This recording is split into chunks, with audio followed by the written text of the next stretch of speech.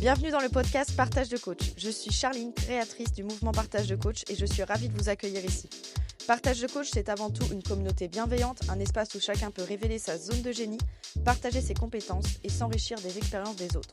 Ce mouvement est né d'une simple envie, permettre à des professionnels passionnés et talentueux de se faire connaître et d'échanger leur savoir et de créer ensemble quelque chose de plus grand.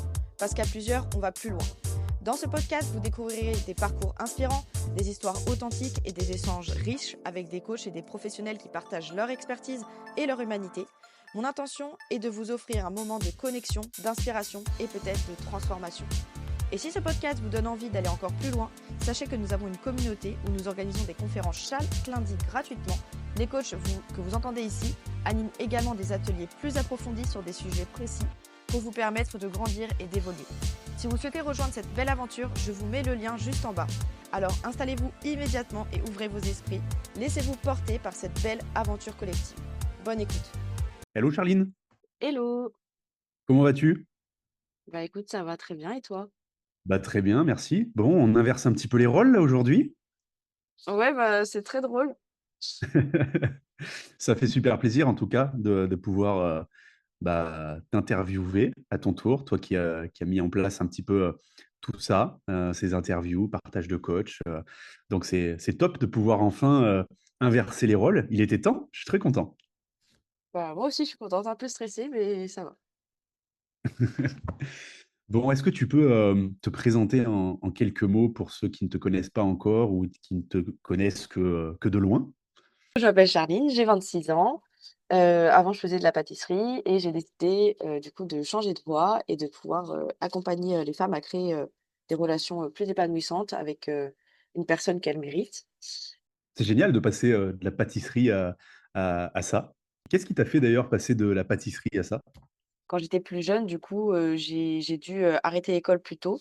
Moi, de base, je voulais faire, prof de philo, donc OK. rien à voir et du coup, une situation a fait que, j'ai dû, trouver quelque chose. Donc au début, je m'étais dit la cuisine, après je m'étais dit: bah, non, ça me convient pas trop parce qu'on m'a parlé de beaucoup de discrimination dans ce domaine». Donc je me suis dit: «Bon, bah, la pâtisserie, je ça devrait peut-être être mieux». Bon, je me suis peut-être un peu trompée quand même sur ce sujet, mais du coup, je me suis lancée, là-dedans. J'ai fait un CAP, j'ai fait une mention complémentaire aussi, donc j'ai fait aussi de la boulangerie et après j'ai fait aussi des formations pour faire des cake design, plein de trucs comme ça et en fait, ça se passait, pas très bien. En fait, dès le début, ça se passait relativement pas très bien, heu, parce que l'apprentissage, c'était assez compliqué, les patrons étaient très exigeants, en tant que femme, on a aussi, beaucoup de choses à prouver, dans ce monde-là, puisqu'il y a beaucoup d'hommes. Donc Mmh. du coup, même des apprentis de mon âge, bah, ils avaient, moins d'objectifs que moi. Moi, je devais en faire plus. Je ressentais beaucoup de pression, déjà dès le début. J'allais pleurer dans les toilettes, toute seule, tellement j'en pouvais plus de tout ce qu'on me demandait et surtout qu'on n'est pas rémunéré à la hauteur de ce qu'on fait et encore moins d'apprentissage et j'ai eu beaucoup de aussi de problématiques avec les patrons, sur le sujet, d'être embauchée en CDI. Ils voulaient pas parce que j'étais, à un âge où je pouvais tomber enceinte et cetera. Enfin, assez compliqué déjà. Mmh. Du coup, j'ai décidé de passer de l'artisanal à, une plus grande entreprise, donc un grand carrefour et pour justement avoir plus de règles et que ça se passe mieux. Donc en gros, ce que tu dis, c'est qu'au final, dans le milieu de la cuisine, tu ressentais, la pression sociale d'être une femme qui du coup t'a fait passer, en grande distribution pour avoir plus de règles, plus de process, plus de règles, c'est ça? Oui, voilà, voilà, qu'on ait des horaires précis, que, voilà, il y a plus de cadre. Mmh. Donc du coup, Mmh. j'ai testé ça. OK. Du coup, j'ai été prise, c'était assez sympa aussi parce qu'il y avait aussi plus, de femmes aussi. Bah, il y en a de plus en plus dans ce domaine. Du coup, ça se passait bien, sauf que, bah, il y avait aussi les problématiques forcément, hein. Tu fuis quelque chose, mais il y a d'autres nouveaux trucs d'autres choses qui arrivent. Donc du coup, je me suis rendu compte, bah, que voilà, l'organisation, c'était pas trop ça. C'est sûr, bah, tu es payé, pareil que la personne, qui en fout 3 fois moins que toi. Donc du coup, moi, j'étais à cette recherche de, performer, réussir, faire évoluer, revendiquer des choses, dans ce truc-là. Sauf que je me suis rendu compte que c'était très fatigant et au bout d'un moment, j'ai dit: «Mais en fait, ça sert à rien, quoi». Parce que j'allais voir les responsables en leur disant, «Bah, je comprends pas, il se passe ça, ça, ça, ça, ça, on pourrait faire ça, ça, ça, ça, ça» et la personne, elle me dit: «Oui, je sais Charline, mais je peux rien faire». Je fais: «Alors là, Mmh. si toi tu peux rien faire», j'ai fait: «Bah moi je vais faire quelque chose, c'est-à-dire, bah, je vais arrêter de me foutre la pression pour faire bien». Sauf qu'au bout d'un moment, bah, je deviens une personne que je veux pas devenir, c'est-à-dire celle qui, voilà, elle arrive au boulot, l'heure c'est l'heure et après l'heure c'est plus l'heure. Tu fais le minimum parce qu'en fait, bah, tu es rémunéré pareil et puis on te récompense pas et puis plus tu en fais et plus on t'en demande et moins tu es payé donc ça changeait rien. Du coup, j'en pouvais plus mais après c'était aussi relié, à un ras-le-bol général en fait. Parce que même dans ma relation, j'étais en relation, pendant 8 ans avec quelqu'un à cette période-là qui faisait aussi de la pâtisserie et de la boulangerie, heu OK. et du coup, ça se passait pas forcément très bien entre nous. Il y avait des discussions aussi qui revenaient beaucoup avec mes collègues, sur, des sujets plutôt perso et du coup, ça me questionnait beaucoup. Il y a eu plein de choses, j'ai commencé aussi à faire, du marketing de réseau, dans, le bien-être et tout ça. Donc il y avait plusieurs choses qui demanderaient beaucoup plus de de temps, d'expliquer mais du coup, ça a soulevé plein de choses, j'en avais marre et le fait d'avoir fait du marketing de réseau, ça m'a fait comprendre qu'il y avait autre chose que je pouvais faire, qu'il y avait d'autres possibilités.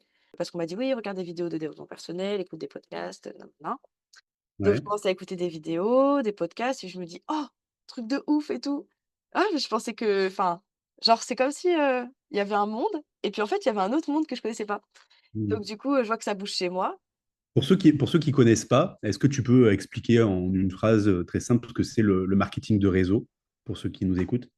Bah, le marketing de réseau, c'est juste, bah, voilà, pour prendre des références que tout le monde connaît, Tupperware, Herbalife, voilà, c'est un système comme ça où du coup, tu partages le produit ou le service que tu vends, tu le partages parce que tu l'utilises toi-même et que tu l'aimes.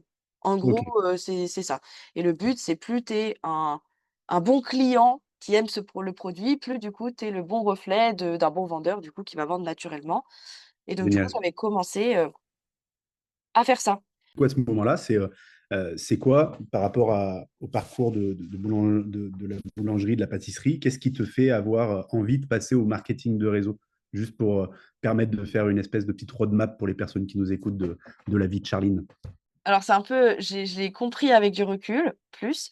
Je me baladais sur les réseaux et en fait, j'avais une petite blessure en moi, de regret vis-à-vis de mon demi-frère. Enfin, c'est pas un frère de sang, mais du coup, on était très, très proches avant. C'était, le fils de mon ancien beau-père et on s'était disputés pour des raisons, familiales et c'était assez compliqué, mais pourtant on s'entendait très, très bien et du coup, à un moment donné, je vois une nana sur les réseaux et en fait, je comprends que c'est sa copine.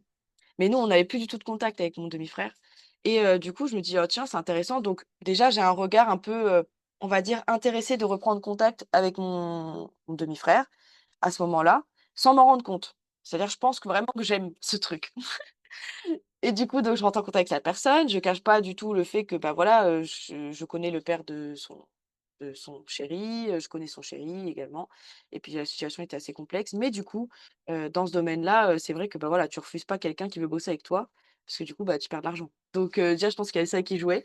Mais du coup, je me suis intéressée à ça. Moi qui étais pas du tout, dans ce truc de nutrition parce que là, pour le coup, c'était la vente de produits, bien-être et cetera. J'étais pas, franchement, j'étais pas forcément là-dedans, les compléments alimentaires et tout ça. Puis du coup, je me suis OK. vachement intéressée. Donc à cause ou grâce à ça, du coup, ça m'a ouvert un monde, cette nana-là, voilà, après au bout d'un moment, j'ai arrêté ce business-là parce que ça me parlait pas. Mais du coup, ça m'a beaucoup aidé à comprendre qu'il y avait d'autres business. Ah bah tiens, bah, je peux être plus libre, enfin des Mmh. petits trucs, tout Donc bêtes. en fait, si je comprends bien, ça t'a sorti du cadre sociétal un petit peu classique de ce qu'il faut faire ou de ce qu'on peut faire. Ça t'a ouvert d'autres portes, d'autres perspectives de possibilités, quoi. Ouais, c'est ça. Mais après, c'était très dur aussi, hein. C'était pas forcément facile parce que du coup, il y avait il y a beaucoup de choses qu'on dit sur les réseaux sociaux ou même, sur, de manière générale sur le MLM, machin, c'est pas bien, c'est pyramidal, tout ça, tout ça. Là, moi, je m'étais bien renseignée quand même sur la question avant de me lancer là-dedans et c'est vrai que ça m'a fait beaucoup de mal parce que, bah, les gens, ils croient pas forcément, en ce que tu fais et puis il y a beaucoup de croyances, beaucoup de choses. Donc moi, ça a été vraiment très difficile, de me lancer, de faire des vidéos, de faire des trucs parce que, les gens ils se disent: «Mais on lui a retourné le cerveau à celle-là, Mmh. qu'est-ce qu'elle fait?» Et puis on disait: «Mais quitte ce truc-là, c'est pas bien» et puis moi avec ma lutte intérieure de: «Mais non, mais moi j'ai envie de recréer du lien en gros avec mon demi-frère», j'étais un peu, voilà, entre 2 et c'était vraiment pas évident. Mais au final, je regrette pas du tout parce que du coup ça m'a fait rencontrer plein d'autres personnes, nouvelles manières de vivre, de penser donc Donc voilà, c'était une très bonne expérience, mais qui a fait du coup par la suite que c'est un peu l'effet domino en fait. C'est pas juste ça, c'est la compréhension de plein de trucs qui ont fait qu'après la pâtisserie, je me suis dit: «Là, c'est bon stop, heu, Mmh. ça me convient pas, on veut pas me licencier, bah, c'est simple, je vais me mettre en arrêt, ça va être très simple comme ça je vais prendre du temps pour moi». Beh, c'était très bien et puis en fait finalement au début tu penses que le travail c'est le problème et puis après tu te rends compte que c'est pas le travail le problème et que c'est plus, bah, ta vie perso aussi a un problème. Qu'est-ce que tu as compris à ce moment-là, vis-à-vis de ta vie perso alors? Ce que j'ai compris, c'est que bah, je me sentais pas forcément, très bien dans ma relation.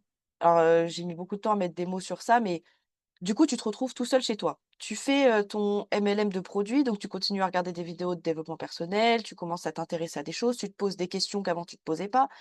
Ton partenaire, lui, bah, il a rien demandé. Il a rien demandé à ça. Lui, il avait pas signé pour ça. Ça faisait déjà peut-être, c'est plus de 7 ans qu'on était ensemble, donc il s'attendait pas trop à ce remue-ménage-là. Mais du coup, je commence à poser des questions, qui dérangent, je sens que c'est pas puis je me sens pas bien du coup, parce que je me sens pas comprise, dans ce que je vis et puis pas intéressée par ce que je vis, ni par ce que je fais, donc je me retrouve toute seule pendant presque 2 mois où je dis à personne que je suis en arrêt d'ailleurs, parce que j'avais beaucoup de honte sur le fait d'être en arrêt pour quitter ce job parce que, voilà, mes anciens beaux-parents, ils travaillaient là-bas, donc je voulais pas créer de problème, donc je mentais un petit peu, c'était compliqué. Mais j'étais isolée et je continuais à me poser des questions toute seule. Puis en fait, au fur et à mesure du temps, je me rends compte, bah, que le problème, c'est pas le travail, c'est une globalité, c'est-à-dire tout ce que j'ai créé avec l'état d'esprit que j'avais avant de comprendre tout ce que j'ai compris. Mmh. Donc en fait, ce que tu dis, c'est que au final, il y a des choses qui t'allaient pas au départ, professionnellement, puis du coup relationnellement. Puis finalement, tu commences à t'ouvrir à d'autres choses, d'autres perspectives, d'autres possibilités. Du coup, forcément, tu ressens dans ton couple à ce moment-là, enfin forcément, pas forcément, mais là en l'occurrence, tu ressens une dissonance de vision.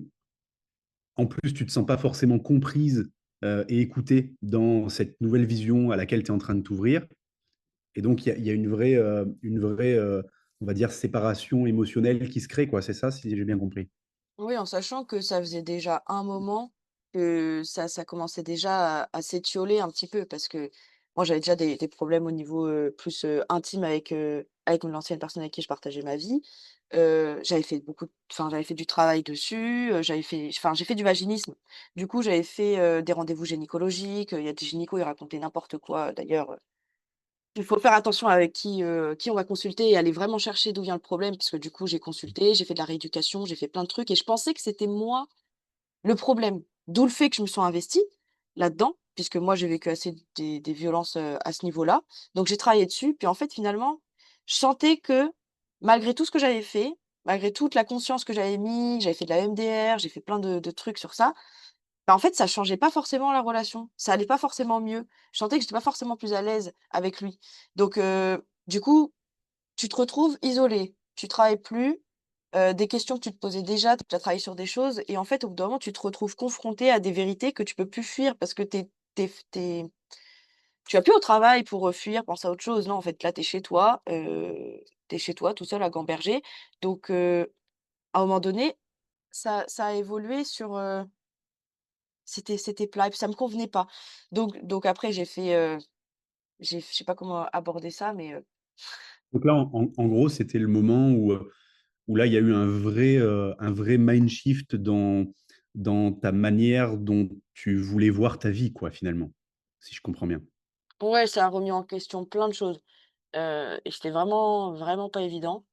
Si c'est OK pour toi, on va revenir de toute façon sur ton parcours un petit peu, pro et ce que tu fais aujourd'hui. Mais j'aimerais bien savoir, si si tu devais te décrire en une phrase, ce serait laquelle? J'essaye de pas sortir une phrase hyper conceptuelle comme habituellement. Du Tu fais coup, ce que tu veux. La phrase qui te parle. ouais, je suis quelqu'un, qui a pas forcément eu une vie facile comme la plupart des gens, avec des difficultés et tout ça, mais qui croit, profondément que c'est possible, de créer autre chose dans sa vie si on le veut, on peut transformer tout, que tout est possible et OK. voilà, je suis quelqu'un qui arrive à voilà, à transformer, l'adversité, on va dire, en ressources pour avancer et de qui aime prendre sa responsabilité, même si ça fait chier franchement des fois. Mais j'essaye. OK. Donc quelqu'un de plutôt résiliente alors ça tu donnes un petit peu la définition de la résilience, j'ai l'impression? Bah, on essaye. Mmh. Ça fait partie des choses aussi que j'apprécie chez toi, hein, entre guillemets, hein, d'ailleurs. Bah, merci, moi aussi je t'apprécie beaucoup. Bon génial. Donc là, tu nous as partagé pas mal de ton parcours. Il y a, est-ce qu'il y a quelque chose que tu aurais voulu savoir, avant? Je pose la question par rapport à ce que tu fais aujourd'hui sur, justement le fait d'accompagner la relation et on y reviendra justement sur qu'est-ce qui t'a amené à ça. Et qu'est-ce que tu aurais voulu savoir avant? Oh, il y a beaucoup de choses que j'aurais voulu savoir avant, mais si je devais prendre une chose, que quoi qu'il arrive, en fait, ce qu'on ressent, c'est toujours vrai et qu'on a besoin de l'écouter, surtout en relation. Quand on ressent qu'il y a un problème, comme je parlais juste avant, hein, quand on ressent qu'il y a un problème, on travaille sur soi, donc on prend notre responsabilité et c'est très bien de le faire. Mais à partir du moment où tu sais que tu as pris ta responsabilité, que chez toi c'est OK et que tout est vert, ton ressenti, s'il te dit qu'il y a quelque chose qui cloche malgré tout, c'est pas forcément soi, ça peut venir aussi de l'autre. Mais moi, je m'étais pas du tout, je me suis dit: «Ouais, moi pour moi, c'était toujours moi. C'est toujours moi le problème». Donc de comprendre que, bah, non, des fois, en fait, c'est pas toi le problème. Et des fois, on reste dans des relations, sans comprendre, que le problème, bah, c'est pas soi, c'est juste l'autre qui a vécu quelque chose ou des choses comme ça. Mais quand on n'a pas conscience et que tu culpabilises que c'est toujours ta faute, bah, tu peux pas voir que en fait, le problème, c'est pas toi. Donc c'est intéressant et pour que ça parle à tout le monde qui nous écoute, toi, tu es un profil du coup à facilement culpabiliser, si je comprends bien, à la base.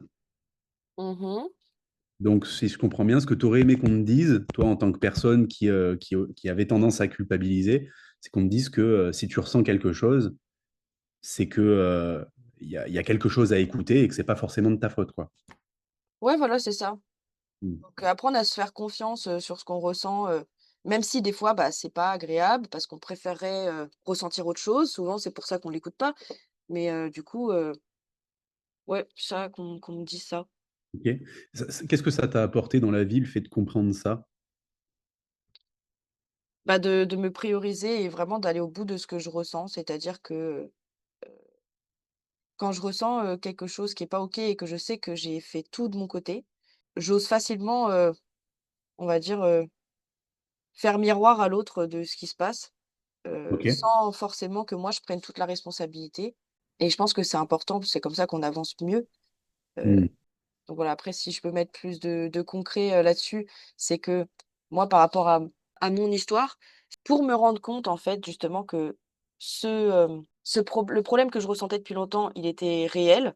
La vie, elle va t'amener des problématiques à la hauteur de ce que tu as besoin, de prendre dans la face.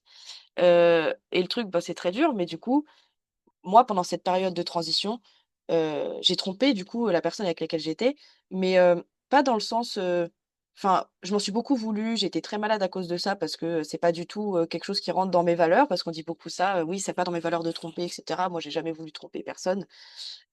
Pour le coup, ça m'a apporté une réponse incroyable et ça va peut-être, faire bizarre à beaucoup de personnes qui se sont fait tromper, mais je pense que c'est important. En trompant cette personne, je me suis rendu compte que putain, mais en fait, bizarrement cette relation, bah, c'est beaucoup je me sens mieux. Enfin, je me sens bien. Juste une fois, hein. Et en fait, je me suis dit: «Là, c'est sûr Charline, en fait, le problème, c'est pas toi». Il a fallu que je vive ça pour me rendre compte que putain, mais en fait, c'est pas là, il y Mmh. a c'est pas chez moi parce qu'il y avait plus de vaginisme là, à ce moment-là.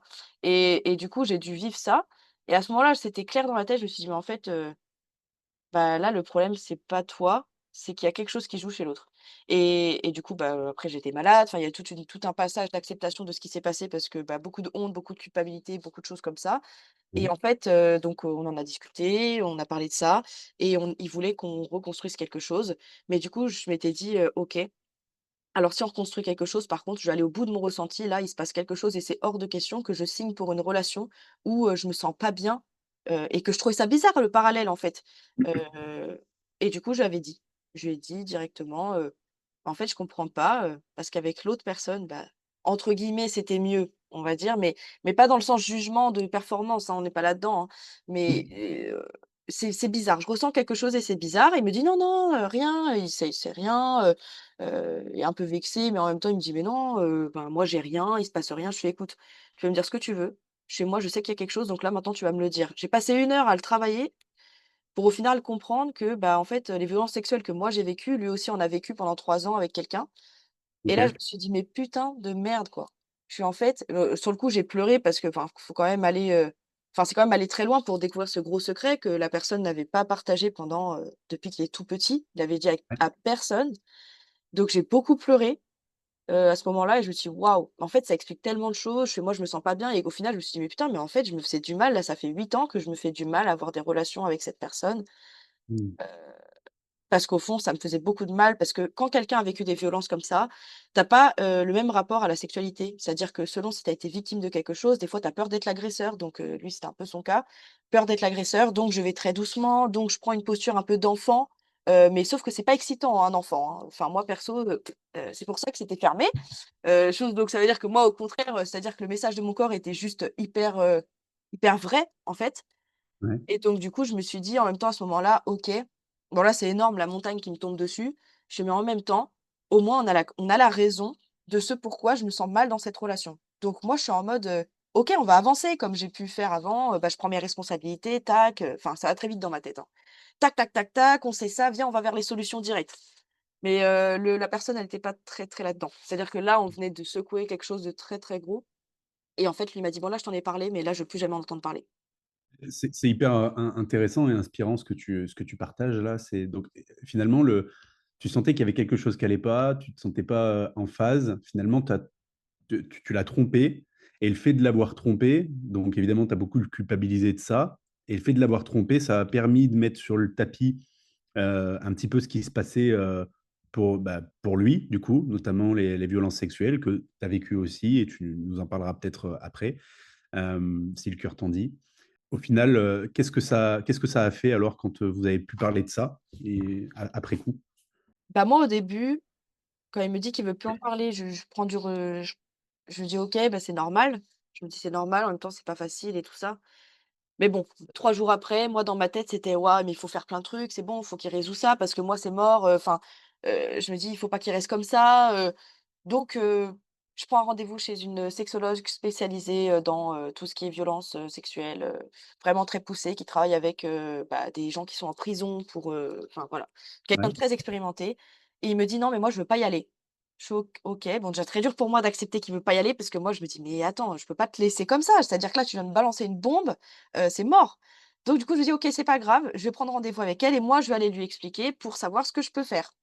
Donc je prends un rendez-vous, je paye 90 balles, je savais même pas ce que j'allais faire avec ça, et je lui raconte en fait tout ce qui s'est passé et cetera. Et elle me dit: «Mais madame, en fait, là moi je peux rien faire, enfin je veux dire vous êtes pas lui». Il me dit: «Après c'est très bien d'être venu, au moins comme ça la prochaine fois s'il vient, bah, j'ai déjà les tenants et les aboutissants, il aura pas besoin de parler parce que des fois c'est tellement difficile de parler» qu'il me dit: «Là, au moins il y a tous les éléments, j'ai une fiche sur lui, sur son histoire, comme ça va être plus simple». Je fais: «Mais en tout cas la décision vient de lui et Donc c'est intéressant, tu y allais plus pour lui que pour toi finalement, à ce moment-là? bah, c'était pour lui et aussi pour la relation que je voulais. C'est-à-dire que moi, c'était hors de question de continuer une relation comme ça. C'est-à-dire que, bah, ça veut dire quoi? Tu veux pas travailler sur ce sujet, donc moi, j'ai conscience que ça vient de quelque chose et non, je voulais plus de rapport, en fait, sinon. Mais Mmh. c'est bizarre. Donc Toi, tu travaillais en parallèle avec elle sur, tes violences sexuelles à toi? non, moi, j'avais travaillé avec une autre spécialiste, OK. 1 année ou 2 avant. J'avais déjà bossé sur ça et OK, tu justement, avais je lui ai déjà travaillé. partagé, en fait, tout ça. Et d'ailleurs, ce qui est intéressant, c'est que, la personne, que j'ai vue pour ce rendez-vous-là, il a été la revoir plus tard et elle lui avait dit que de toute façon j'allais pas rester, dans cette relation, donc c'est très, très drôle. Mais au début, j'étais dans cette lutte de, «Mais non, il faut qu'il avance et puis en même temps, je suis la seule à avoir le secret, je peux pas le laisser dans la merde». Donc mais il voulait pas, je lui ai expliqué donc ce que j'avais dit à la NAM, j'ai eu plus de détails aussi sur ce qui lui est arrivé et j'étais très, très, très choquée, bah, enfin, ça mettait des mots sur des choses parce que, bah, dans ta vie personnelle, bah, tu fais des trucs, je sais pas moi, une fellation ou un truc comme ça et en fait, il m'a dit: «Mais c'est pour ça qu'en fait, à tel moment, bah, tu voyais pas ma tête que je faisais?» Je fais: «En fait, waouh, attends, c'est horrible là, ça veut dire que l'agresseur, il faisait ça, du coup, moi, du coup, il me voyait comme l'agresseur». C'est enfin, c'est très, très spécial parce qu'en plus, il y avait le syndrome de Stockholm. Alors, on est à un level, très complexe. Donc on peut pas sauver l'autre. Ça, j'ai bien compris qu'on peut pas. Donc là, Donc à ce moment-là, à ce moment-là, tu as compris du coup que on pouvait pas sauver quelqu'un qui voulait pas être sauvé, quoi. ah non, pas du tout. On peut pas.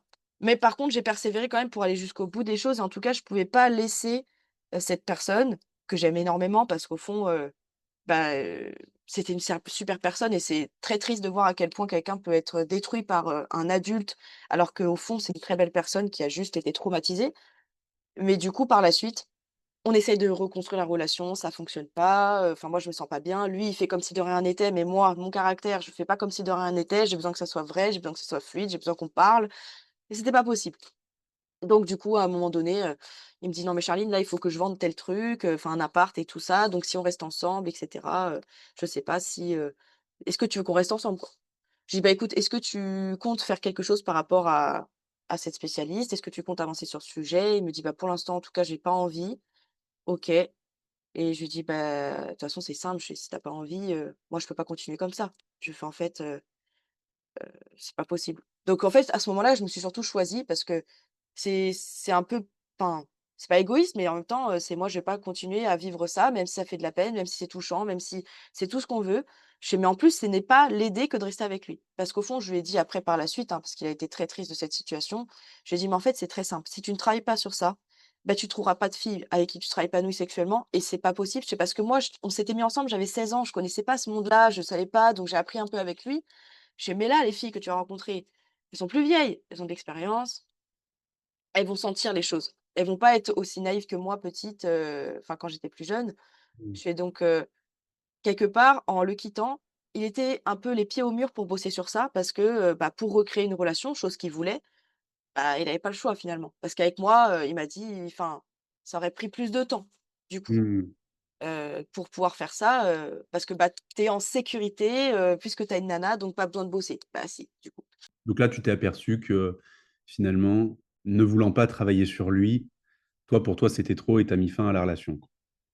Voilà, c'était trop et c'était aussi pour un amour plus grand. Quand j'ai bossé en coaching sur, ce sujet, je me sentais un peu triste aussi de ça. Mais en même temps, c'est le plus beau cadeau que je lui ai fait, c'est-à-dire, bah, travailler sur le plus gros trauma de sa vie et puis, bah, être plus à l'aise avec lui-même. Mmh. Surtout, bah, changer sa perception parce qu'il faut savoir quand même que malgré son âge, il se disait quand même que c'était de sa faute. C'était de sa faute, qu'il était responsable de ce qui s'était passé, qu'il était d'accord. Je suis «Mais à 12 ans, tu es pas d'accord, hein». Donc mais même ça, il le savait pas. Je fais donc pour rien au monde, je rechangerais la situation, même si c'était très difficile, mais c'était me choisir et aussi, l'aimer d'un amour plus grand que, de l'égoïsme de sécurité, de: «Je te garde avec moi, pour être rassuré». Non, là, je t'aime vraiment plus fort que ça, au point de te Magnifique. perdre dans le monde matériel, mais je sais que ça va t'aider. Et au début, il m'en voulait parce qu'après, il y a eu beaucoup de choses qui se sont passées et je pouvais pas il voulait pas travailler dessus. J'ai eu des appels de ses parents, de personnes et du coup, j'ai dû en parler à ses parents. J'ai dû faire ça, il m'a beaucoup voulu parce que, bah, il me faisait confiance, il voulait pas que j'en parle et tout ça, mais je me suis dit: «Mais je vais pas le laisser tout seul dans sa merde et même s'il va m'en vouloir, je sais qu'il va me détester». Je dis: «C'est pas grave, je suis prête à être détestée, mais en tout cas qu'il soit accompagné par des gens qui soient là parce que moi je serai plus là, donc et c'est pas l'aider de rester là», donc du coup Magnifique. Donc, génial. Donc, au final, tu t'es choisi toi-même tout en, malgré la peur de ce qu'il allait pouvoir penser, ressentir, l'aimer aussi d'un amour plus grand en voulant qu'il évolue et qu'il grandisse mmh, avec son passé. Génial. Magnifique. Une très belle déclaration. je sais pas s'il le voit encore, hein, mais mais ouais, parce qu'il m'a dit: «Ouais, tu je sais pas qu'est-ce que je t'ai fait pour que tu me fasses autant de mal». Mais en vrai, c'est pas grave, je suis prête à porter cette posture de je te fais du mal, mais en même temps, tu te rends pas compte, c'est pas grave. Genre, je me dis: «C'est pas grave», j'ai pleuré, hein, longtemps, hein, puis en plus, c'était horrible. Mais mais voilà, c'est le meilleur cadeau que je pouvais me faire et lui faire. C'est Génial. Et du coup, raconte-moi un petit peu ton histoire depuis que tu es toute petite jusqu'à aujourd'hui professionnellement. Là, avec ce que tu fais sur les femmes, notamment, que tu accompagnes à vivre la relation qu'elle mérite. C'est quoi le parcours de Charline toute petite. Là, on a eu le parcours de Charline de la pâtissière à son changement de vie. C'est quoi la Charline de petite fille à maintenant, ces accompagnements qu'elle fait aujourd'hui? De toute petite, bah, moi, j'étais une petite fille, donc je suis née en Martinique. Mon père, il a un hôtel là-bas. Hem, Ma maman est plus jeune, ils ont 23 ans, d'écart. Donc j'étais plutôt, très, autonome. J'aimais bien faire mes petits trucs, j'aimais bien ramasser des petites noix de coco, voilà. En gros, pour la petite fille. Hem Et puis, bah, j'ai eu beaucoup de difficultés avec mes 2 parents par rapport à voilà, mon père, il travaillait beaucoup, il était plutôt absent, physiquement en tout cas. Je parle parce que matériellement, c'était le cas et voilà et puis ma mère, bah, c'était très compliqué. On a beaucoup déménagé. J'ai habité à plein d'endroits. J'ai habité en Martinique, j'ai habité en Vendée, à Nantes, en région parisienne à plein d'endroits donc beaucoup trimballé un petit peu partout. Donc après en tant que petite, j'ai toujours eu un peu cette posture d'adulte trop tôt. C'est-à-dire que voilà, c'est vrai que j'étais dans des discussions que je devais pas être forcément, un peu, le soutien émotionnel de ma mère quand il fallait, la petite fille quand il fallait, enfin un peu, ce côté, enfant parentifié. Enfin, je sais pas si les gens connaissent, mais du coup, je prends le rôle d'adulte qui est pas le mien. Qu'est-ce qui faisait que tu avais ce rôle-là, justement? Bah, en gros, mon père était pas là. Ma Ouais. mère, elle était plutôt, à ce moment-là en tout cas, dans enfin, une détresse émotionnelle, on va dire et du coup, moi, percevant en tant qu'enfant que, bah, ils étaient pas capables de gérer, du coup, je prends la posture de: «C'est moi qui gère». C'est moi qui gère pour ma sécurité, pour ma survie, hein, c'est pas un kiff. C'est juste, parce que j'avais besoin d'être rassurée donc du coup, je prends les devants, je m'occupe de mes frères. Ouais, j'essaye de faire au mieux, quoi. J'essaye de faire, au mieux pour que ça se passe bien et me sécuriser malgré que je sentais pas ma mère me sécuriser émotionnellement. Beaucoup Mmh. de choses compliquées, à ce Quand niveau-là. tu quand tu dis que ta mère, elle te sécurisait pas émotionnellement, tu peux nous en dire un peu plus? C'est-à-dire que j'avais l'impression de devoir, ressembler à une image de ce que je dois être, donc fallait être bien habillée. Voilà, ma mère, elle aime bien, qu'on soit bien habillé, qu'on parle bien, qu'on soit doué à l'école, plein de trucs comme ça. Heu OK. et du coup, moi, je voulais une connexion émotionnelle avec ma mère. C'est-à-dire plus que, voilà, elle soit dans, la profondeur, plus que dans la l'image. Mais sauf Mmh. qu'on n'est pas du tout pareil. Donc moi, mes attentes, c'était, voilà, que ma mère, elle comprenne, mais c'était trop com c'était pas simple. Hem, donc du coup, ça a valu, plein de soucis, de problématiques, beaucoup de colère aussi, puisque j'ai vu ma mère en dépression pendant un moment et du coup, moi, en tant que petite fille et d'enfant parentifié, bah, c'était pas normal. Fallait prendre ses responsabilités, fallait s'occuper de ses enfants, fallait pas, enfin, fallait gérer quoi, comme moi je gère. Donc déjà en étant petite fille, ta mère étant, hem, l'ayant connue en dépression, l'ayant connue n'apportant pas forcément un soutien émotionnel, en tout cas que tu n'as clairement pas ressenti et dont tu as manqué.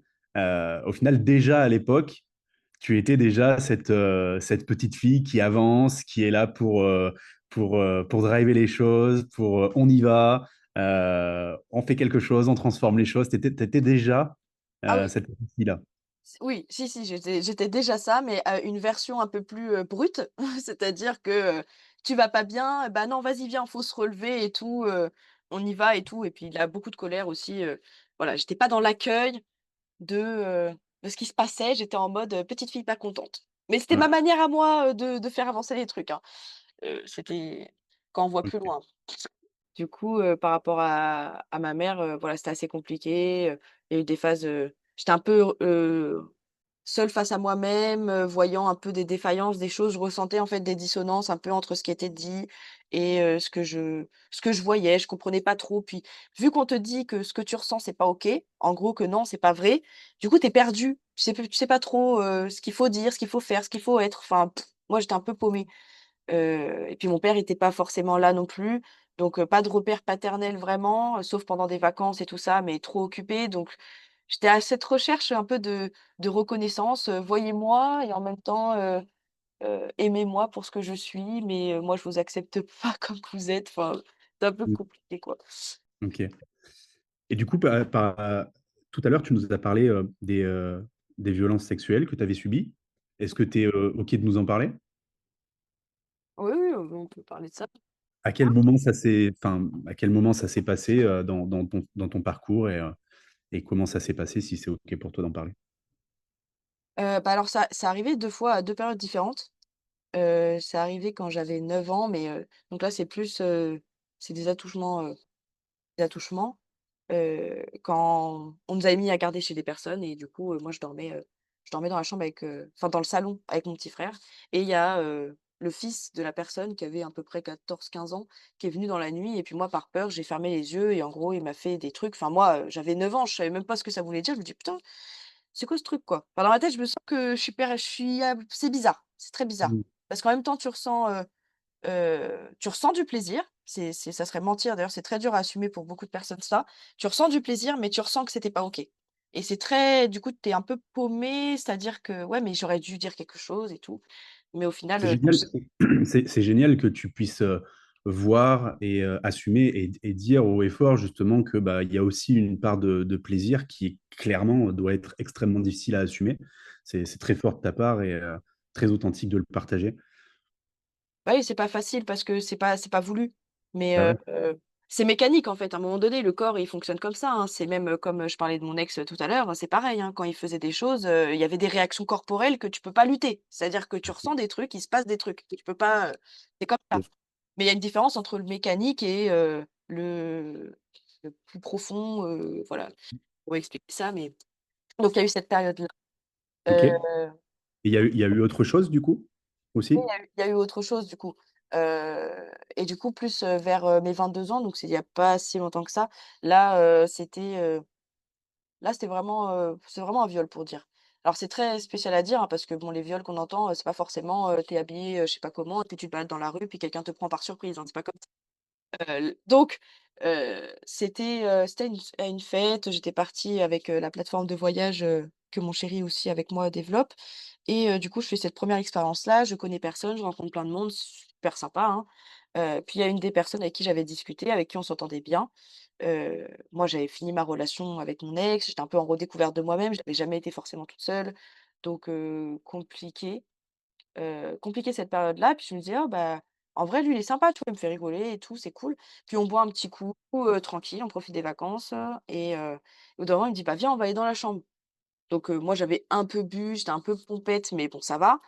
On va dans la chambre, puis au bout d'un moment, il me dit qu'il a pas de capote. Je lui dis: «Bah non, mais il faut pas». Puis moi, j'étais un peu dans les vapes, j'étais pas trop forcément, en pleine capacité, on va dire. Et du coup, bon, on fait sans. Déjà, j'étais pas trop chaud. Après, au bout d'un moment, il prend ma tête, en gros, il m'oblige à aller faire une fellation alors que je voulais pas. Après, bah, du coup, il éjacule à l'intérieur de moi alors que je lui avais dit non.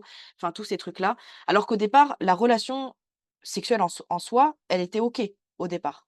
Mais par contre, le pendant, c'était il y a plein de choses qui étaient pas OK. Il y a plein de fois où j'ai dit non, il y a plein de fois où j'étais pas d'accord.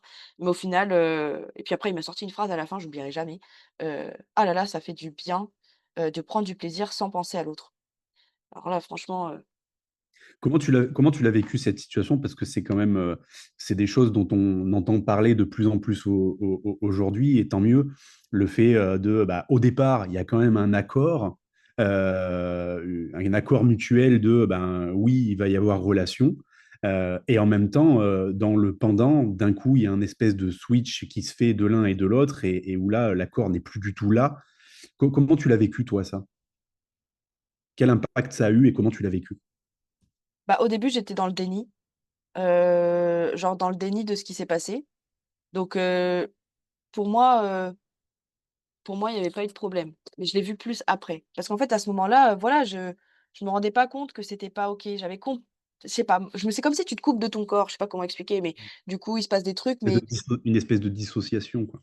ouais, ouais, tu es là, mais tu es pas là et puis tu te rends pas compte, mais en fait, au final, tu recherches de l'amour de l'autre, mais au final, tu t'aimes pas, en fait, là-dedans. Il y a des trucs, parce qu'en fait, on m'a dit plein de fois aussi, hein: «Bah, tu aurais pu partir». Bah, ou c'est vrai, j'aurais pu partir, mais je veux dire, il se passe un truc chez moi qui est très étrange et au final, après je co faut comprendre aussi que, quelqu'un qui fait ça, il a aussi un gros, gros problème, hein, parce que déjà, quand quelqu'un te dit non et que tu fais l'inverse, c'est que chez toi, ça va pas très loin, Mmh. quand même.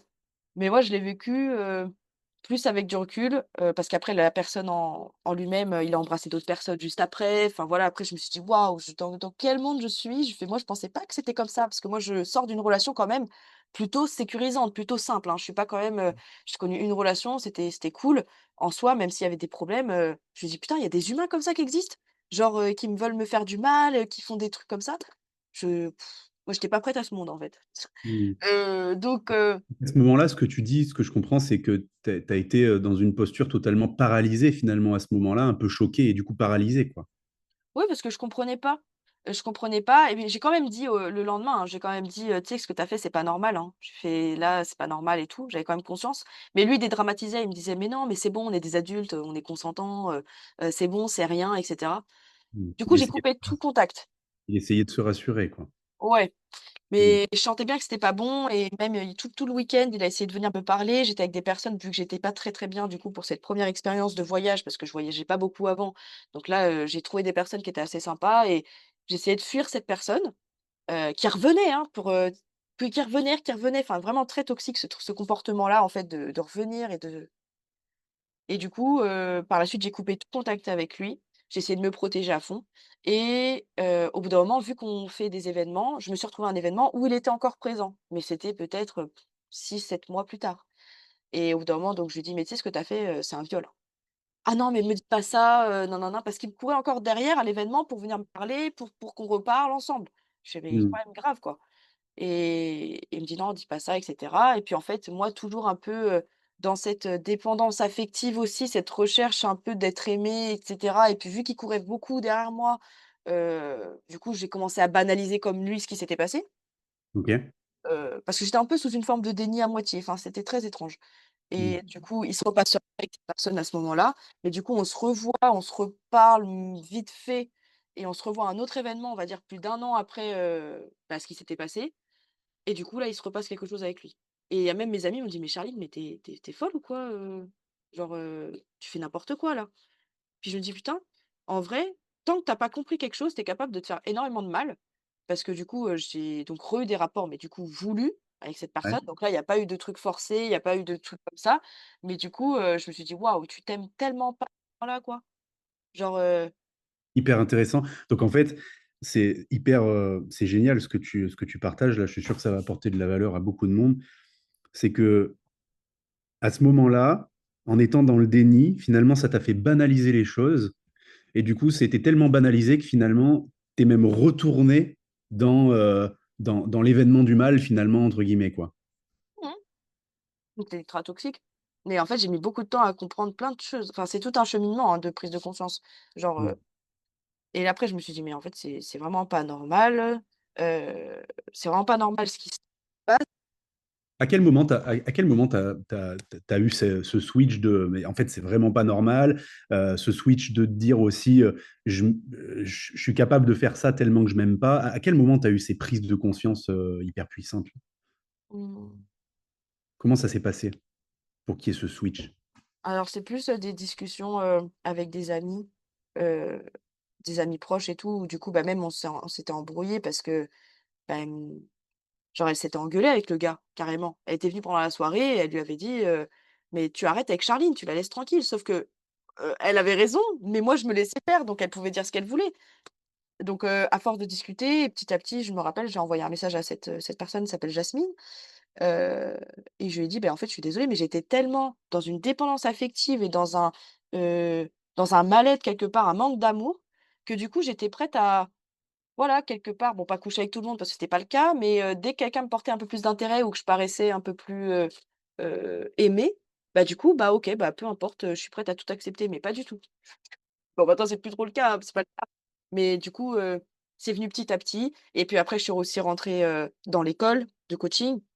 Donc ce qui m'a permis aussi de travailler sur ça, de voir, bah, de voir les choses autrement. Parce que du coup, moi, je me jugeais énormément, il y avait des gens qui savaient que cette personne-là m'avait, violée et en même temps, ils savent que j'ai recouché avec cette personne. Donc c'est hyper incohérent et incompréhensible du monde, des personnes lambda, puisqu'on se dit: «Mais en fait, c'est elle qui cherche le problème», mais en fait, pas du tout. Ce gars a un problème, moi aussi j'ai un problème, mais autre, mais qui est pas, dans le moi je pense qu'il y a quelque chose de plus sain, en tout cas, moi, j'avais un vrai problème par rapport à moi-même, vis-à-vis de l'amour de moi-même Lui, par contre, il a un gros vice et un gros problème avec ça. Heu, faut les enfermer ces personnes. Je sais pas qu'est-ce qu'il faut faire, des thérapies ou je sais pas, mais faire quelque chose. C'est pour ça qu'on n'est pas responsable non plus, que l'autre il ait des problèmes. Par contre, on s'attire des situations pour comprendre des choses sur soi. Ça, c'est le cas. Parce que sans ça, je me serais pas rendu compte, c'est pour ça que je disais à quel point quand on a besoin de comprendre quelque chose, on a le médicament à la hauteur de ce qu'on a besoin de comprendre, c'est exactement ça, hein. C'est-à-dire que là, on est sur, le faut vraiment se prendre une sacrée branlée pour comprendre ce que j'ai compris, parce que sinon, tu comprends pas. En tout cas, c'est génial ce que tu partages sur le côté où, bah, effectivement, ce qu'il a fait, en l'occurrence, effectivement, c'est mal et il y a clairement des choses à travailler. Ça, il n'y a aucun doute là-dessus. Et en même temps, ce côté où, des fois, on est tellement en manque d'amour de nous-mêmes qu'on est capable de laisser la place. Et c'est ce qui se passe beaucoup dans les relations de pervers narcissiques. D'ailleurs, on parle beaucoup des pervers narcissiques, mais il y a aussi effectivement la part où on va laisser la place par manque d'amour de nous-mêmes, à la personne de démontrer son perversisme Mmh et mh. son narcissisme. Donc, c'est génial que tu puisses voir ça et que tu le partages. Ouais et c'est hyper important du coup de travailler dessus pour, justement en lien avec ce que je fais, c'est que justement, pour créer une relation qui t'inspire, tu peux pas être dans cette dynamique-là. Heu Mais au début, si tu te sens victime et que, tu te dis: «Ah bah, les mecs, c'est des connards» ou quoi, mais c'est pas comme ça qu'on s'en sort, hein. Enfin, c'est clairement pas comme ça qu'on s'en sort. Donc à force de mettre des mots et de m'accompagner là-dedans, c'est justement comment est-ce que je peux attirer la personne qui me convient et dont j'ai besoin et que je veux en travaillant là-dessus, je me suis retrouvée un peu moi-même. Il y a eu d'autres choses qui se sont passées aussi avec une autre personne. J'ai eu quelques relations, de dépendance affective que j'ai dû beaucoup travailler dessus parce que j'ai idolâtré beaucoup, les personnes et je me voyais tout en bas et il est génial et puis moi, qu'est-ce que en gros, je mérite pas la personne, mais je la veux, mais ça a pas de sens. Mmh. Donc beaucoup travaillé dessus pendant au moins plus de 6 7 mois, me retrouver toute seule, travailler aussi sur, l'absence de mon père parce qu'inconsciemment, du coup, je me retrouvais avec des mecs qui étaient complètement, absents, et c'était normal, parce que pour moi, c'était normal. Donc voilà, discuter avec mon père, mettre des mots, sur tout ça, ce que j'avais ressenti, sans forcément être dans l'accusation de ce qu'il avait fait, mais juste en mode: «Bah, c'est vrai que j'aurais voulu que tu sois plus présent, ça me fait plaisir de venir». J'étais parce que faut se déplacer quand même, c'est en Martinique, donc je suis partie un mois, histoire de Ouais, bien rester là-dessus. C'était pas évident de mettre des mots sur tout ce qui s'était passé, dont, bah, les violences sexuelles et cetera. C'est des choses qu'on a pu parler. Mon père est mmh, très réservé, hein, il aime pas trop parler de ces trucs-là, mais j'ai décidé que c'était le moment de le dire, donc voilà. génial. Et après seulement, je me suis retrouvée toute seule, j'ai voyagé toute seule, je me sentais bien, on va dire, toute seule. J'étais prête à me choisir. À chaque fois, à chaque choix que je prenais, j'écoutais mon ressenti et je me choisissais à chaque Génial. fois. Même si c'est pas facile, je dis pas que c'est facile, c'est difficile, mais en tout cas, moi, je préfère faire ce choix-là que le choix précédent. Donc après tout ce que tu avais traversé, et que tu nous as partagé et tu nous as partagé beaucoup de choses, merci d'ailleurs, c'est hyper authentique, c'est hyper courageux. Hem, il y a ce moment où du coup, après avoir travaillé, sur tout ce que tu avais à travailler avec tes parents, avec, tes relations, avec de toi à toi-même, tu as décidé de te choisir toi, quoi. Oui. Oui, oui et de m'écouter vraiment. Parce qu'en fait, c'est en s'écoutant et en se choisissant qu'on attire une personne du coup qui se choisit et qui s'écoute et c'est beaucoup plus fluide. Enfin, en tout cas, à ce moment-là, je cherchais pas à être en relation, je cherchais juste à me retrouver. C'était déjà beaucoup. Donc je fais ma petite vie et au bout d'un moment, du coup, je rencontre la personne avec qui je suis actuellement. Mais du coup, heu c'était encore des challenges. C'était encore des challenges au début parce que du coup, j'avais compris, voilà, que j'avais besoin de communiquer. J'avais travaillé quand même sur plein de choses. J'avais commencé à faire l'école. Ça m'a permis d'avoir plein d'outils de questionnement que j'avais pas avant pour, justement, être au clair. Donc moi, direct, quand on a démarré la relation, c'était pas, un coup d'un soir ou je ne sais quoi. C'est soit tu veux t'engager, soit tu veux pas et puis next, quoi. J'ai pas besoin de voilà, bah, je m'en fous. En sachant que ça faisait déjà 6 mois qu'on se connaissait avant. Il avait essayé plusieurs fois Mmh. pour expliquer le contexte, même si tu sais déjà. Et du coup, il me dit: «Ouais, OK, vas-y, on se lance». On habite super loin, hein, donc enfin, on habite à 5 heures et demie de route, mais du coup, on commence à discuter, on parle et tout ça, heu, puis je questionne et en fait, la première question, je me rappelle quand on s'est rencontrés, à Agadir en voyage et que justement j'ai ouvert cette porte avec lui de créer la relation, je lui dis: «Mais en fait, qui es-tu?» Parce qu'en fait, j'avais direct compris, je fais: «En fait, elle est belle ta façade mon pote, hein, mais par contre, je sais pas qui tu es», tu vois? J'étais là, il y a des trucs à creuser quoi, hyper intéressant. Donc du coup, on se revoit à Montpellier, ça se passe super bien et puis après on se retrouve chez lui Et puis là, bah, c'est la découverte, réellement de quelqu'un. Donc du coup, je suis pas vraiment en mode analyse, je ressens un peu les choses, mais je me dis: «Je me sens pas hyper bien, mais en même temps je l'aime bien» et puis donc on apprend à se connaître. Puis des fois, bah, vu que lui, il était habitué depuis, plus de 10 ans à être célibataire et à vaquer à ses occupations tout seul, bah, la communication était, comment dire? Inexistante. Donc c'était assez compliqué. Il se barrait, moi je fais des heures de route, puis lui il se casse, puis il me dit rien. Je suis: «Attends, c'est quoi ce truc?» Je suis: «Moi ça me convient pas, non, non, non, moi je ressens qu'il se passe quelque chose, donc dès que je ressens un truc, maintenant c'est très simple, je suis en fait, je fais la distinction entre ce que tu me dis et ce que tu fais. Si tu me dis des choses et que tu fais l'inverse, je fais: "En fait ça va pas fonctionner avec moi", donc je suis pas aussi brute de décoffrage au début parce qu'au début tu es dans la découverte, donc pendant les premiers mois, juste tu poses des questions, tu comprends qu'il y a des trucs, mais voilà, je tâte le terrain. Puis je reviens chez moi des fois, donc on n'est pas tout le temps ensemble.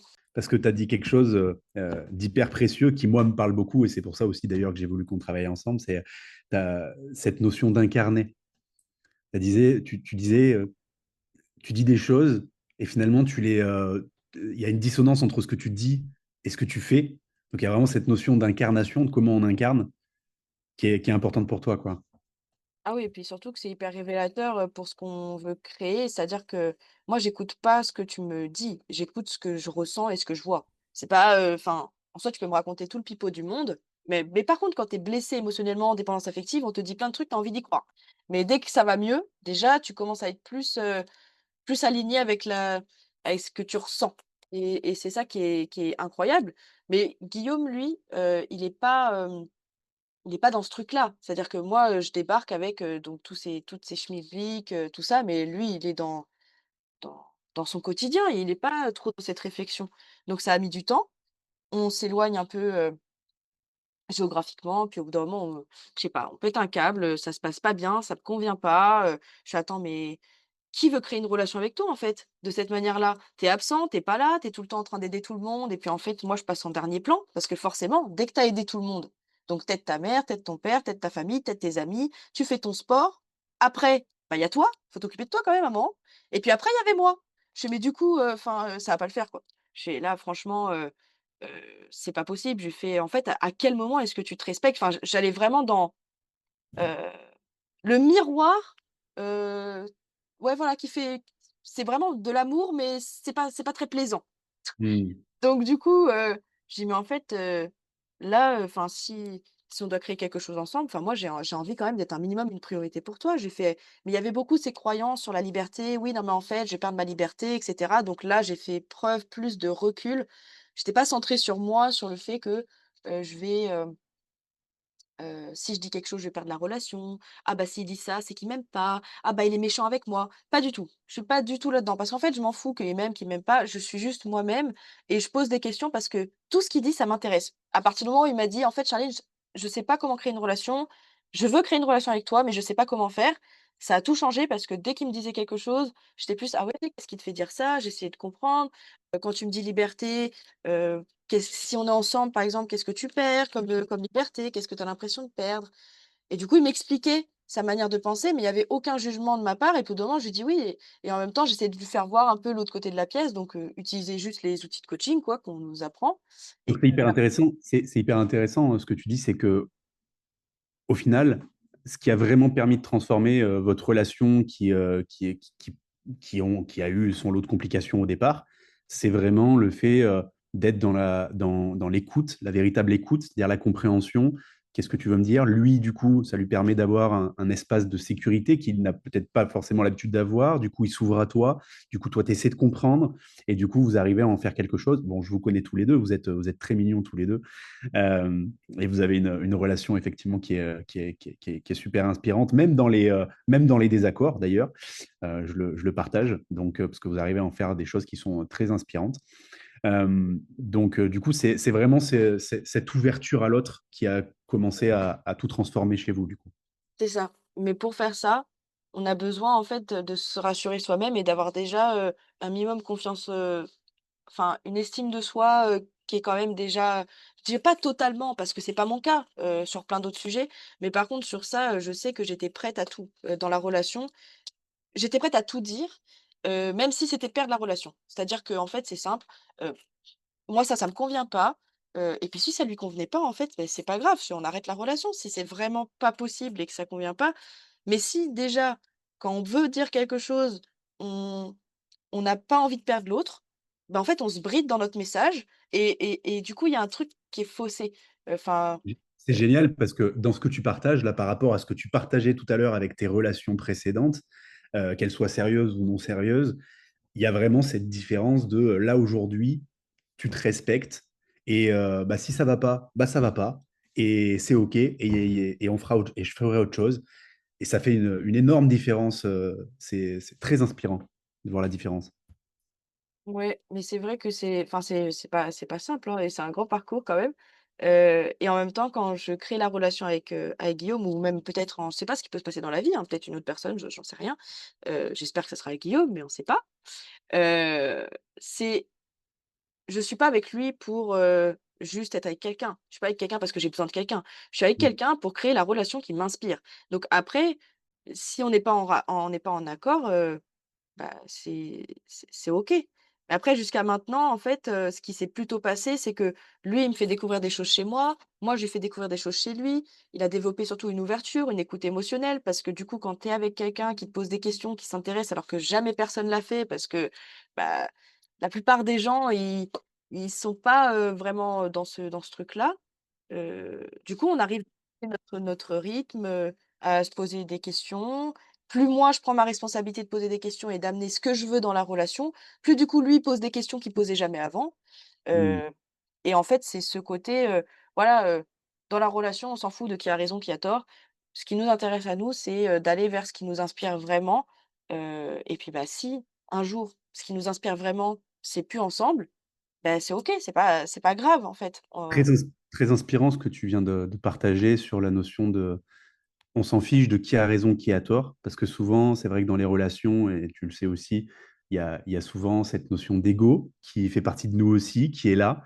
Mmh, Et c'est tellement important d'avoir, et c'est ce que tu dis, de ce côté où on s'en fiche de savoir qui a raison, qui on a tort, juste on est là pour euh, atteindre et vivre la relation qui nous inspire, tout simplement. ouais. Puis je pars du principe aussi que, enfin, en vrai, la personne, elle fait du mieux qu'elle peut avec ce qu'elle est. Même s Enfin, ça sert à rien, de prendre pour soi quand la personne fait quelque chose, elle fait pas ci, elle fait pas ça, mais on s'en fiche. Essaye de comprendre pourquoi elle fait ça. Tout le monde, fait du mieux qu'il peut. Quand il a dit, par exemple, j'aurais très bien pu interpréter quand il me dit: «Oui, j'ai l'impression de perdre ma liberté». Ah bah, ouais, il est pas gentil, parce que moi, en fait, ceci mais en fait, on s'en fout, c'est pas ça, c'est l'histoire qui se raconte, dans sa tête, c'est pas toi le problème. Donc juste accompagne-le, parce que ton rôle en tant que partenaire, c'est d'accompagner l'autre. Tu es pas en train de juger l'autre ou de prendre tout pour toi, parce que sinon on va pas aller loin. On va se renvoyer la balle pendant combien de temps? C'est clair. C'est bon. Tigan. Donc non, on s'accompagne parce qu'on veut quelqu'un, on veut s'accompagner dans la vie, donc j'amène cet accompagnement moi-même dans la relation pour que l'autre le fasse et c'est pas: «Ah bah, je vais faire le petit boudin parce que l'autre il m'accompagne pas, il est pas gentil, donc lui, c'est à lui de le faire». Bah non, Mm. écoute, prends tes responsabilités cocotte et puis amène ce que tu veux. Donc ouais, C'est vrai. c'est vraiment cette notion de s'élever l'un l'autre, en fait, hein. Ah oui, mais vraiment pour un amour plus grand, même s'il y a des conflits, je sais qu'il y a plein de gens qui aiment pas le conflit, mais en vrai, c'est le plus beau cadeau qu'on puisse avoir parce que c'est tellement révélateur de de plein de trucs, c'est un vrai cadeau. Dès que tu abordes un conflit, que tu communiques dessus et que tu avances, ton couple, tu l'élèves, mais tellement beaucoup plus que de masquer le conflit, tu fais juste stagner ta relation, voire même tu l'amènes à l'écroulement. Ça Mm. ça a vraiment pas de sens. Heu, ouais, même si enfin, ça a pas de sens. Si, ça a du sens dans le sens où, bah, le conflit, c'est mal vu, faut garder l'image de bien faire, faut pas faire d'erreur, le conflit, c'est pas bien. OK, mais ça, si on dépasse pas ça, c'est compliqué pour créer vraiment une écoute émotionnelle dans le couple et aller plus Mm. loin. Même pour nos enfants, pour plus tard, si les personnes qui écoutent, bah, ils ont des enfants ou un couple, c'est tellement plus précieux quand tu as un couple qui sait, prendre sa responsabilité et accompagner l'autre pour, bah, nous-mêmes en tant que parents, accompagner mieux nos enfants, je pense que c'est beaucoup mieux. Ça fait parler Tellement, enfin, c'est tellement, totalement aligné. il y a trop de couples que je vois, je me dis: «Waouh, mais j'ai tellement de chance». Mais en même temps, on l'a provoqué, hein, je dis pas on l'a créé, mais je me dis: «Waouh, mais si les gens vraiment ils comprenaient ces trucs-là, ça serait tellement, tellement mieux». Et ça fait une super transition parce que en t'écoutant depuis le début, on comprend à quel point ton truc, c'est effectivement là et les relations. Parce que finalement, que ce soit avec tes parents, que ce soit avec tes compagnons, finalement, c'est ça qui prime dans tout ce que tu partages. C'est vraiment la notion de relation. Donc, on comprend pourquoi tu fais ce que tu fais.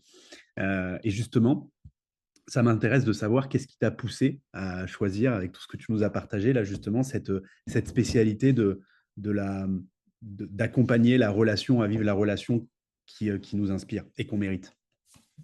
Peut-être un événement ou une prise de conscience qui t'a particulièrement marqué ou en tout cas orienté vers ce que tu fais aujourd'hui. Bah, parce que, enfin, pour moi, les relations, c'est vraiment hyper, important, En quoi déjà. ça?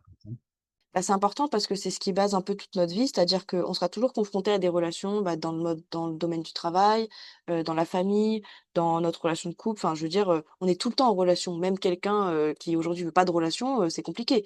Donc si on n'a pas de compétences, de connaissances et de enfin, tout ça, même des gens qui sont pas coachs, hein, des gens juste, voilà, normaux, qui sont dehors, heu, on a tous besoin d'avoir des compétences relationnelles pour, justement connecter, pour, pour avancer. Je trouve que c'est essentiel, même pour les générations, futures.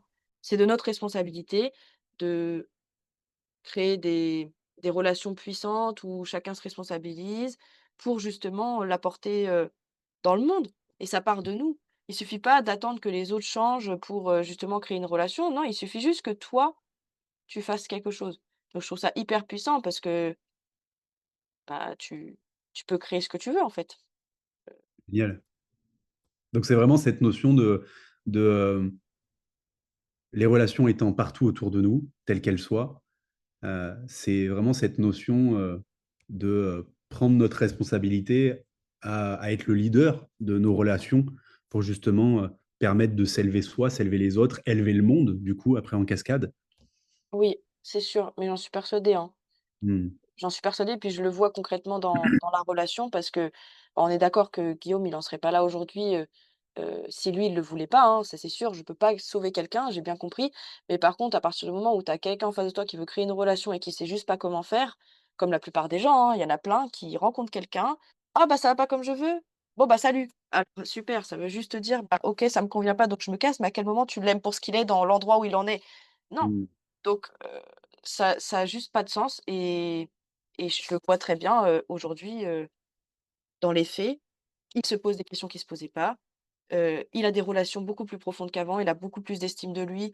Il y a une ouverture qui se crée qui est complètement différente où avant il exprimait pas, les conflits ça faisait peur. Aujourd'hui, ça s'ouvre et permettre à quelqu'un, surtout la personne avec laquelle tu vis, à s'ouvrir, à avancer, à toi-même t'élever là-dedans, enfin je veux dire, qui veut pas ça? Enfin, faut juste me dire qui veut pas ça. Hmm. La question que je me pose, c'est qu'est-ce qui, parce que tu n'étais pas obligé d'accompagner les personnes à vivre la relation qui l'inspire, tu aurais pu le faire que pour toi, comme c'est le cas de beaucoup de personnes. Pourquoi choisir cette voie, cette spécialité-là d'accompagner les personnes à vivre la relation qui mérite?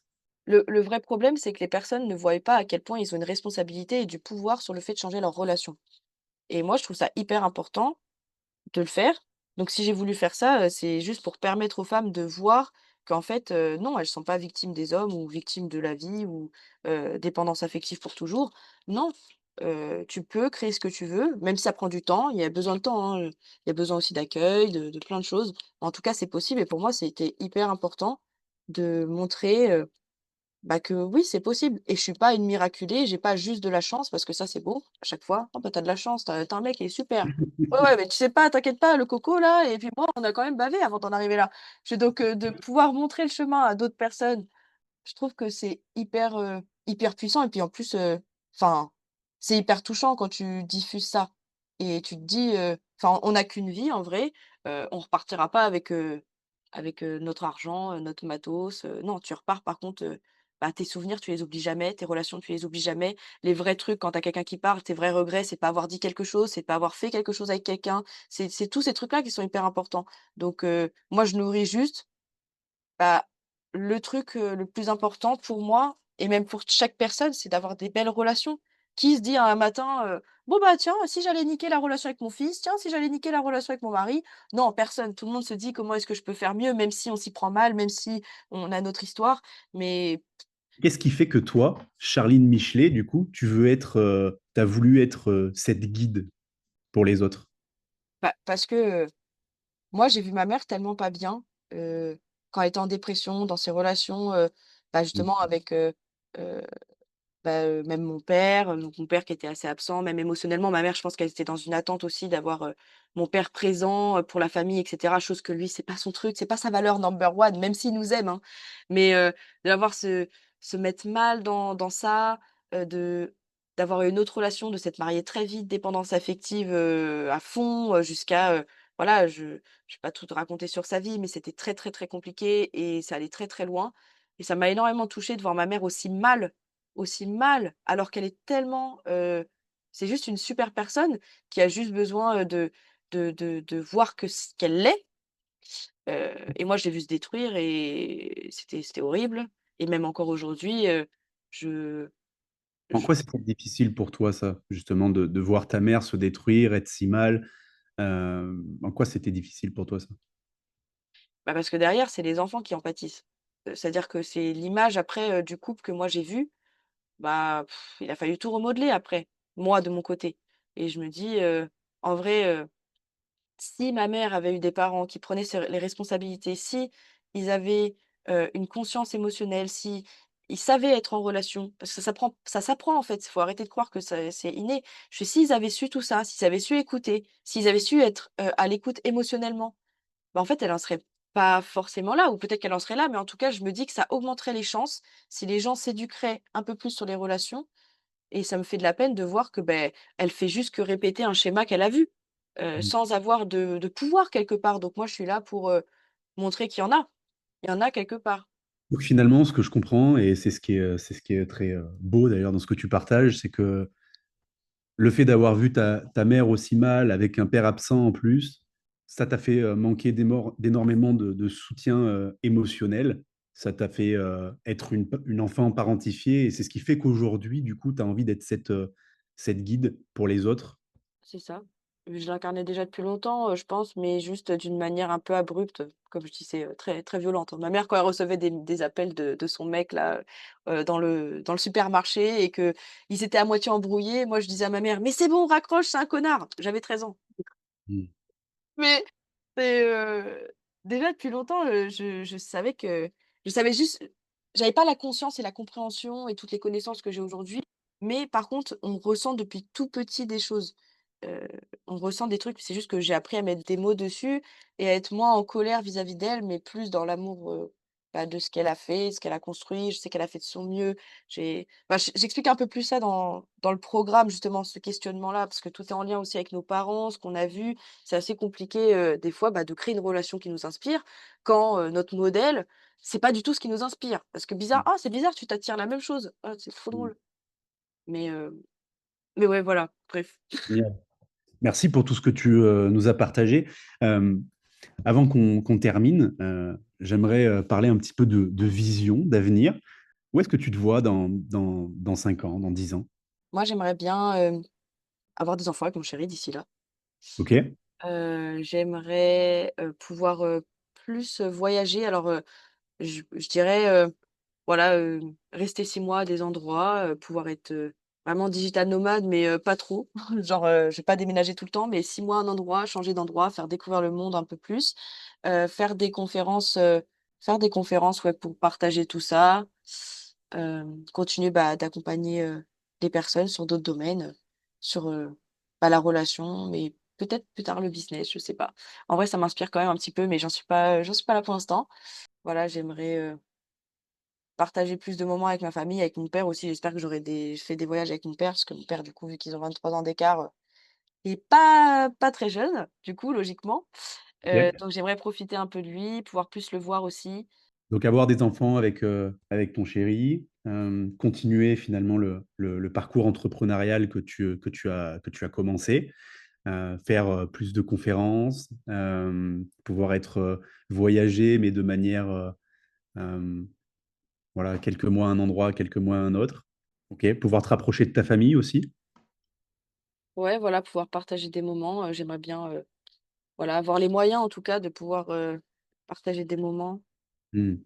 et des souvenirs. Parce que pour moi, les voyages, c'est hyper important. C'est ce que tu te rappelles, hein, peu importe le prix que ça coûte en vrai, c'est ça que tu te rappelles, le voyage de la dernière fois, tu te rappelles pas de la pizza que tu as mangée il y a 5 jours.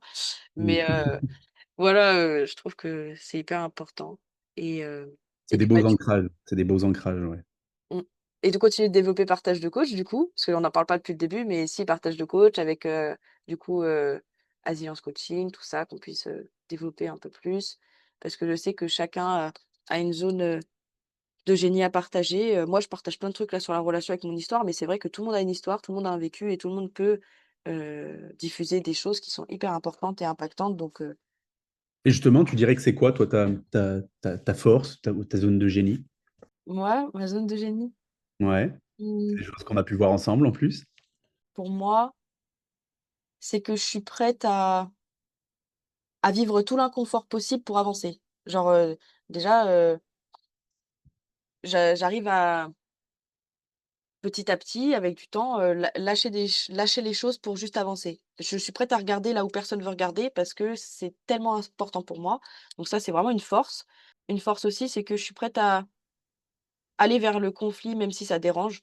C'est-à-dire que, enfin, pour moi, c'est vraiment une force parce que quand je vais vers le conflit, c'est agréable pour personne, hein. Mais par contre, je le fais pour un amour plus grand et ça, je pense que c'est un vrai cadeau, pour les personnes, bah, qui m'entourent et j'ai aussi, la capacité de ressentir, quand je suis avec des personnes qui sont en relation ou quand j'entends comment elles parlent et cetera, de comprendre ce qui se joue et de ressentir, ce qui se passe, chez l'autre, heu, sans projeter forcément, mais de ouais, de ressentir qu'il y a des choses, il y a des choses. Se pose des bonnes questions, sur des trucs. Tout ce Hmm. que je comprenais petite, quelque part, les dissonances intérieures et ce qui se disait, j'arrive à vite voir que, c'est pas OK là-dedans. Voilà. Hmm. J'entends les deux grandes choses de tes forces et de ta zone de génie, c'est vraiment cette notion de ne pas avoir de problème à aller dans quelque chose de très inconfortable à partir du moment où ça permet quelque chose de plus grand, avec plus d'amour pour soi, pour les autres, Mmh. et le côté, l'observation et l'analyse naturelle des dissonances qu'il peut y avoir dans un couple ou chez une personne ou dans ce qu'elle dit, quoi. Voilà, c'est ça qui m'a aidée avec Guillaume d'ailleurs. C'est du coup de Hmm. relier les 2, c'est-à-dire être à l'aise avec le conflit, avec ce qui dérange et en même temps savoir mettre des mots sur ce que la différence entre ce qui est dit et ce que je ressens et ce que je vois. C'est vraiment ce qui a permis, de bien accompagner, on va dire, la relation et aussi, bah, Guillaume du coup, là-dedans.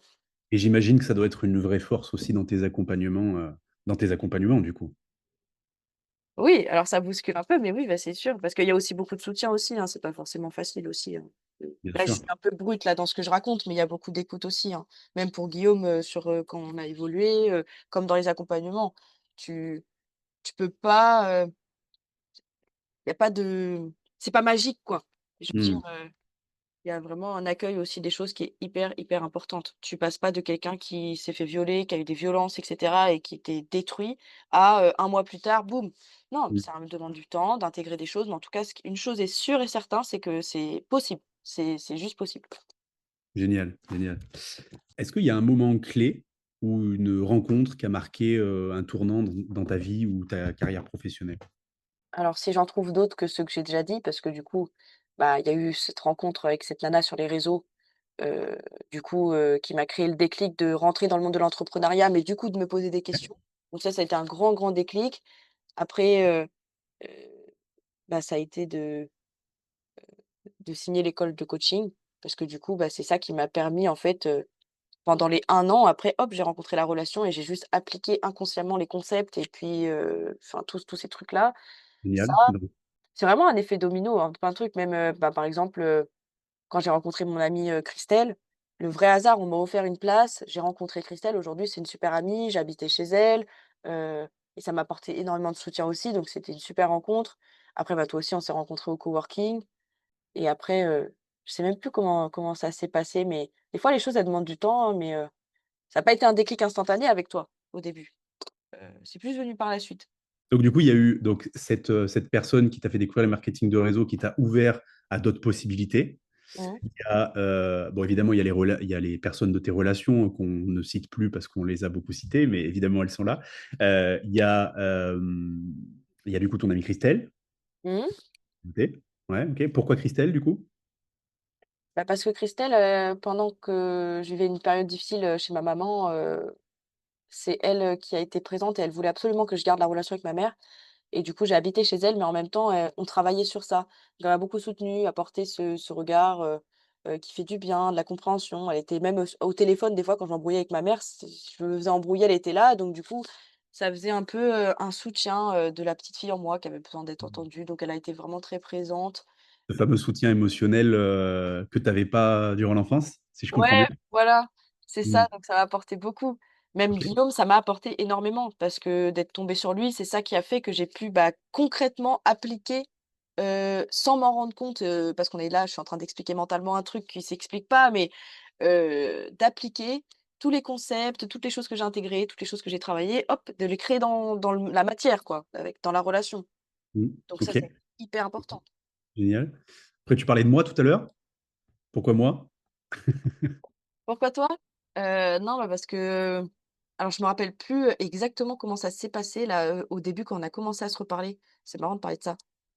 Parce qu'après le coworking, on s'est pas parlé direct. Genre, Non. il y a ouais, ouais, ouais, non, il y a eu cette histoire, je sais pas, j'étais sur la communauté, je pense, déjà.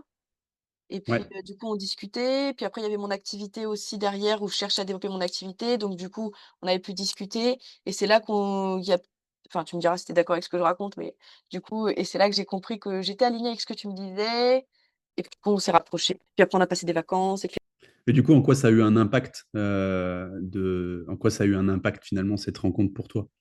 bah, parce que je suis plus certaine en tout cas de pouvoir développer une activité, heu, qui me convienne. Qu'avant, parce que ça il y a une différence entre être coach et apprendre, des outils de coaching et développer son activité, c'est pas du tout la même chose. Enfin, voilà, c'est Mm. pas pareil, hein. Comme une relation, c'est pas inné, créer un business, c'est pas inné non plus. Donc Mm. comme ça, tout s'apprend. Du coup, moi, je voyais beaucoup sur les réseaux sociaux, plein de choses et cetera, sur le business. Je voyais des choses qui me convenaient pas. Moi, je voulais pas faire, puis je me disais: «C'est bizarre, j'arrive pas à passer à l'action» et puis en fait, bah, ça a créé un peu plus de fluidité et d'accueil de ce que je suis. J'avais besoin de créer un business aligné avec ce que j'avais envie d enfin, avec ce que je suis quoi et pas de faire tout ce que je vois sur internet parce qu'il y en a beaucoup qui parlent mais qui incarnent pas vraiment en fait, faut le dire. Donc ça m'a permis de prendre plus de temps, d'intégrer plus de choses, de créer un business qui soit plus aligné petit à petit en prenant le temps, avec ce que je suis, sans, forcément rentrer dans les cases, de ce qu'on entend sur, internet. Ça a permis de, donc, si je comprends bien, de sortir des injonctions entre guillemets business qu'on peut entendre, qu'on peut voir, pour voir qu'on peut réellement avoir un business aligné à soi, à son fonctionnement et à ce qu'on veut incarner, quoi, si je comprends bien. Ouais, voilà, ça m'a aidé à ce niveau-là, parce que j'avais déjà testé un autre accompagnement avant et j'étais pas convaincue, voilà, déjà, enfin, pour les personnes qui écoutent, hein, des gens qui vous accompagnent dans le business et qui vous disent en gros, «Ah bah tiens, bah fais une liste et envoie à ChatGPT comme ça tu trouves ton expertise». Non, faut oublier, faut oublier ça, faut vraiment arrêter. Yes, ok. Eh ben, je suis ravi de t'avoir aidé à ça en tout cas. Et, c'est une très belle rencontre pour moi aussi. Maintenant qu'on a plein de projets ensemble en plus. Ok, si tu pouvais revenir en arrière, est-ce qu'il y a quelque chose que tu ferais différemment? Bah, moi, j'interviewe les gens d'habitude et c'est toujours le même truc, c'est-à-dire que, bah, en soi, je serais pas qui je suis si je change quelque chose, mais en même temps, bah, voilà, humainement, on se dit: «Oui, ça serait mieux si on changerait quelque chose quand même». On va dire que le père de ma mère, j'aurais voulu plus, le connaître donc si je pouvais changer quelque chose, ça aurait été de voilà, qu'il soit vivant, mais je pense pas que je puisse faire quelque chose. Mais c'est, non, moi, je pense que je peux changer surtout quelque chose dès maintenant, c'est-à-dire, bah, être plus en lien avec ma famille, Hmm. commencer à changer des choses maintenant. Et si je change un truc, ça change, enfin, je veux dire, c'est pas pareil, si, je pars pas de chez moi et ben, en fait, je me retrouve pas toute seule et puis, en fait, je comprends pas des choses. Si mon ex, je fais en sorte qu'il ait pas eu de violence, bah, en fait, beh, je me rends pas compte. Enfin, je veux dire, c'est Donc en compliqué. fait, si je comprends bien pour recentrer, tu aurais aimé mieux connaître le père de ta mère. Ouais, Et, et du coup, aujourd'hui, c'est aussi ce qui te motive à te rapprocher plus de ta famille là, à l'avenir. oui, voilà, faut profiter de Génial, On a génial. Qu'est-ce qui te rend la plus fière aujourd'hui? le plus fier. Bah, c'est d'en être arrivé là, hein, clairement, hein. C'est d'avoir, cru en moi, sur, le fait d'investir de l'argent sur une école. C'est le fait de je sais pas, d'avoir une force, je suis très reconnaissante de, la force que j'ai, même si c'est pas facile d'y aller franchement, plein de gens qui m'ont dit: «Mais, tu sais, tout le monde n'a pas ta force, hein». Je fais: «Mais les gars, c'est pas facile, hein, je vous jure que c'est pas facile non plus, hein». Je dis: «Mais non, je suis fière en plus de la relation que j'ai créée. Franchement, je suis tellement, heureuse». Je vois, tout ne va pas tout le temps bien, on va pas se cacher. Il y a toujours des trucs, dans la vie et tout, c'est normal. Mais en vrai, quand je vois ma vie, en soi, ça va, hein. Puis je suis très fière, bah, de m'être autorisée, bah, de créer cette vie, quoi et de Donc, si pas je mettre comprends bien, si je comprends bien, il y a tu es fier du courage que tu as à affronter l'adversité pour avoir la vie que tu as aujourd'hui et que tu veux avoir demain. mmh, Et pour la relation, les relations, je dirais même, que tu crées, quoi, finalement. mmh. Pour finir, est-ce qu'il y a un message ou une réflexion que tu aimerais laisser à ceux qui nous écoutent avant de conclure?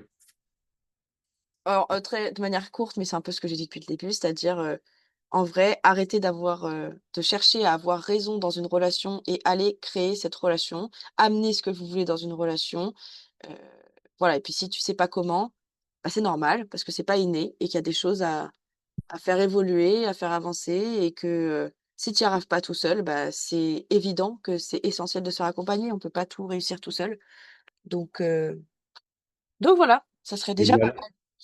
Un très beau message d'espoir et d'avancement. c'est ça. Où est-ce qu'on peut te retrouver et suivre tes actus?